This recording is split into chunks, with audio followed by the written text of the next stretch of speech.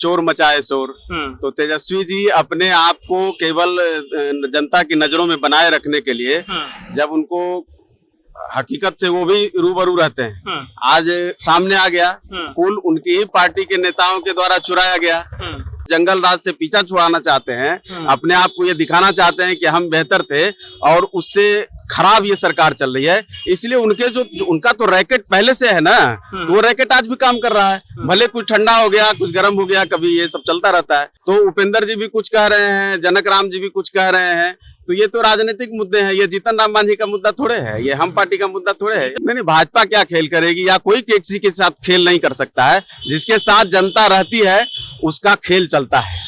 मुकेश सहनी ऐसा लगता था खुद भाजपा से अलग होना चाह रहे थे। अच्छा, जान के कर रहे थे? हाँ, वो तो उनका एजेंडा लग रहा था।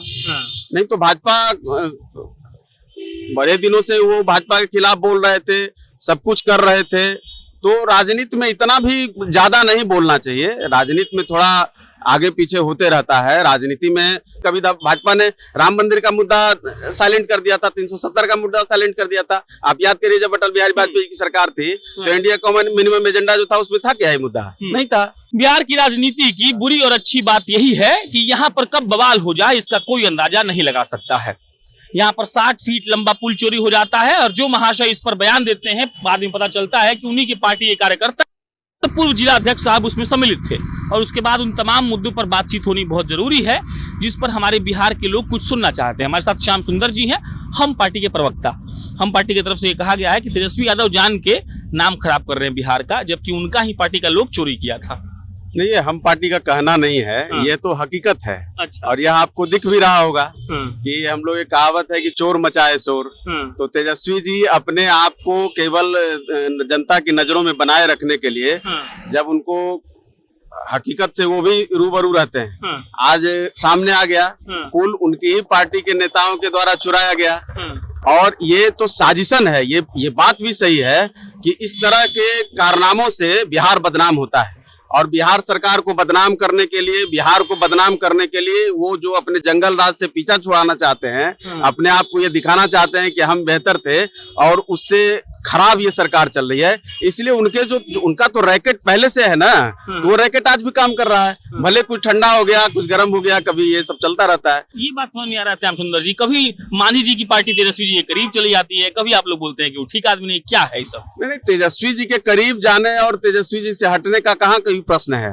हम तो अपने स्टैंड पे रहते हैं ना। हम सत्ता में अगर कोई गड़बड़ी हो रही हो तो उसमें भी आंख दिखाते हैं, और विपक्ष अगर कुछ कर रहा है गड़बड़ी तो उसमें भी कर। यह तो लोकतंत्र की खूबसूरती है ना। हम किसी व्यक्ति विशेष के खिलाफ हो जाएं या किसी व्यक्ति विशेष के साथ हो जाएं, राजनीति इसका नाम थोड़े है। मुद्दे के साथ और मुद्दे के खिलाफ होते हैं। तो जहां मुद्दा जो सही लगता है उसके साथ खड़े होते हैं। मुद्दा पे हम पूछना चाहते हैं, भाजपा के मंत्री जनक राम है, 3 दिन पहले वो बोले कि अजान जो होता है लाउड स्पीकर हटा देना चाहिए। हम पार्टी की तरफ से बहुत बयान आ चुका है, उन्होंने खिलाफत कर दिया। श्याम सुंदर जी क्या बोलेंगे?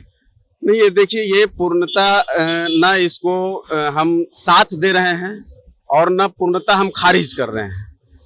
निश्चित रूप से जो केवल अजान से किसी को दिक्कत हो रही है ऐसा भी नहीं है, ये तो हकीकत है। लेकिन राजनीतिक बयानबाजी ऐसी होती रहती है, ये हर पार्टी के लोग करते हैं। कोई जातिगत बातों को सड़क पर लाते हैं, कोई धार्मिक बातों को लाते हैं। इससे जनता का कोई बहुत मतलब नहीं है। जिसको दिक्कत है वो अपना मामले को सुलझा लेता है। तो उपेंद्र जी भी कुछ कह रहे हैं, जनक राम जी भी कुछ कह रहे हैं, तो ये तो राजनीतिक मुद्दे हैं। ये जीतन राम मांझी का मुद्दा थोड़े है, ये हम पार्टी का मुद्दा थोड़े है। जीतन राम मांझी का मुद्दा तो नीतीश कुमार के कल मंच पे खड़ा होकर बोचहा में साथ देना था। हाँ, वो है, पूरा बिल्कुल साथ है। इसमें एनडीए के हम पार्ट हैं, महत्वपूर्ण साथी हैं, हम सरकार में हैं।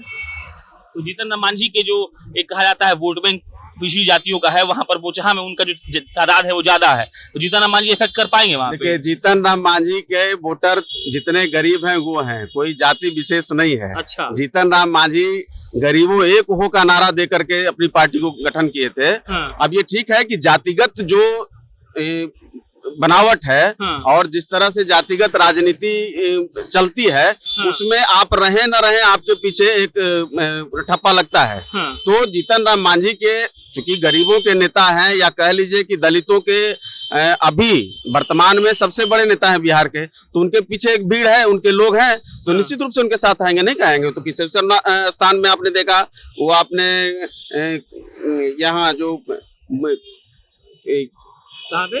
हाँ। नहीं, ये जो चुनाव हुआ था तारापुर में। अच्छा। तो तारापुर में भी आपने देखा कि जीतन राम मांझी के लोग तो उनके साथ हैं, या उनसे एनडीए को फायदा होता है। तो मुकेश सैनी के साथ जब से गड़बड़ हुआ है, देखिए जीतन राम मांझी जी बहुत चुप हो गए हैं। नहीं, चुप कहाँ है, किस मुद्दे पर चुप है, किस मुद्दे पर आप? भाजपा कहीं खेल ना कर दे उनके साथ भी। नहीं, भाजपा क्या खेल करेगी, या कोई किसी के साथ खेल नहीं कर सकता है। जिसके साथ जनता रहती है उसका खेल चलता है। बस जनता जिसके साथ, उसके साथ कोई खेल क्या करेगा। हम जनता के मुद्दे के साथ हैं, तो भाजपा भी, और भाजपा क्यों खेल करेगी? भाजपा को जीतन राम मांझी की आवश्यकता नहीं है क्या? है। मुकेश सहनी को भी यही लगता था।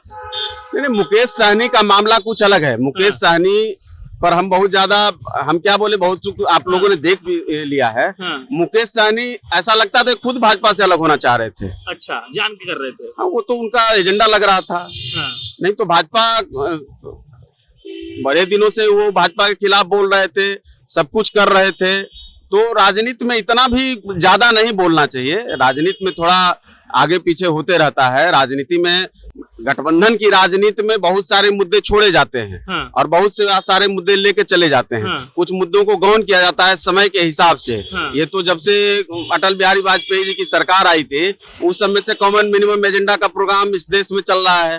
तो हर चीज को हमारे हिसाब से हो जाए ये संभव नहीं होता है, लेकिन हमारे मुद्दे मर जाएं ये भी संभव नहीं होता है। हम अपने मुद्दे के साथ रहते हैं, समय के हिसाब से हम उसमें उतार चढ़ाव करते हैं। यह सब करता है। आज नीतीश जी अगर एनडीए में है तो वो भी अपने बहुत सारे मुद्दों को दबा के चलते हैं। कभी भाजपा भी दबा के चलती थी, कभी भाजपा ने राम मंदिर का मुद्दा साइलेंट कर दिया था, 370 का मुद्दा साइलेंट कर दिया था। आप याद करिए, जब अटल बिहारी वाजपेयी की सरकार थी तो एनडीए कॉमन मिनिमम एजेंडा जो था उसमें था क्या ये मुद्दा? नहीं था। तो जनता की समर्थन से पार्टी चलती है, नेता चलते हैं और कोई भी गठबंधन चलता है। आखिरी सवाल, उपेंद्र कुशवाहा बोले हैं कि जातिगत जनगणना के पीछे नहीं हटेंगे, बहुत जरूरी है, होना चाहिए। नहीं, इसमें तो लगभग कमोबेश सारी पार्टियां बिहार की है जातिगत जनगणना के पक्ष। भाजपा नहीं है?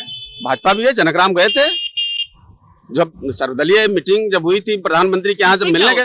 नहीं तो भाजपा के चलते ही नहीं हो पा रहा है, वरना हो गया होता। भाजपा के नेता उस जो बैठक में अपना प्रतिनिधि के रूप में भेजा था उन्होंने जनकराम जी को।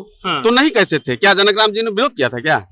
वो देखिए, देखिए भाजपा, आप केंद्र सरकार, ये सरकार जो होती है ना, वो किसी दल के हिसाब से नहीं चलती है। प्रदेश सरकार का अलग एजेंडा है, केंद्र सरकार का अलग एजेंडा है। प्रदेश सरकार के मुखिया है नीतीश कुमार, और उन्होंने जातिगत जनगणना पर कहा है कि हम कराएंगे, राज्य सरकार कराएगी। तो इसमें कहाँ भारतीय जनता पार्टी ने विरोध किया है क्या? 500 साल बाद। अब ये देखिए, तो क्या 5 दिन में हो जाएगा? 10 दिन में हो जाए? किसी स्टेट में हुआ है क्या? डेट अनाउंस हो जाए? किसी स्टेट में हुआ है क्या? आप ही की पार्टी कहीं नहीं होना चाहिए। डेट अनाउंस कहीं नहीं कर रहे हैं कि इस दिन करवाना शुरू कर होगा। उसके लिए बातें चल रही हैं, उसका प्रोसेस है, उसका एक बीच में इतना चुनाव आप देख रहे हैं कि पिछले 5-6 महीना से चुनाव हो रहा है। अच्छा। तो सारा काम एकदम क्या वो साधारण काम है क्या कि 5 दिन बैठे और जातीय जनगणना हो गया? वो एक बड़ा माने होमवर्क है और उसमें बड़े होमवर्क पर काम करना पड़ेगा। वो केवल नेतागिरी बयानबाजी दे देने से, ट्विटर पे लिख देने से अगर हो जाए तब तो सब चीज हो जाए। इतना आसान भी नहीं होता है। वो एक बहुत ऐसा चीज है जिसमें कि सरकार को पक्ष विपक्ष सबको ले दे करके और सामाजिक संरचना हमारा कहीं कोई सद्भाव में कहीं कोई अंतर नहीं आए, लोगों को विश्वास में लेकर के तब आगे बढ़ा जाएगा। और उसका बहुत सारा प्रोसेस है जो चल रहा है। सरकार ने कभी इनकार किया है क्या? और जातीय जनगणना कोई अभी भारत सरकार जनगणना करा रही है क्या? तो ये विपक्ष को कोई काम नहीं मिलता है तो बीच बीच में अपना कुछ वो बोलते रहते हैं। सरकार का तय एजेंडा है, जातीय जनगणना होगा। चलिए, श्याम सुंदर जी थे, मेरा नाम प्रशांत राय है। उपेंद्र कुशवाहा ही बोल रहे हैं, मांझी के प्रवक्ता ही बोल रहे हैं, नीतीश कुमार ही बोल रहे हैं। तेजस्वी यादव उधर से एक पिन मार देते हैं कि बोल तो हम भी रहे लेकिन हो कायम रहा है। इसका जवाब इन्होंने ये दिया कि होमवर्क करना पड़ेगा। और बात भी सही है कि मतलब इतना जल्दी तो नहीं हो सकता। आप जनता नेक्शन देख रहे थे, बहुत बहुत धन्यवाद।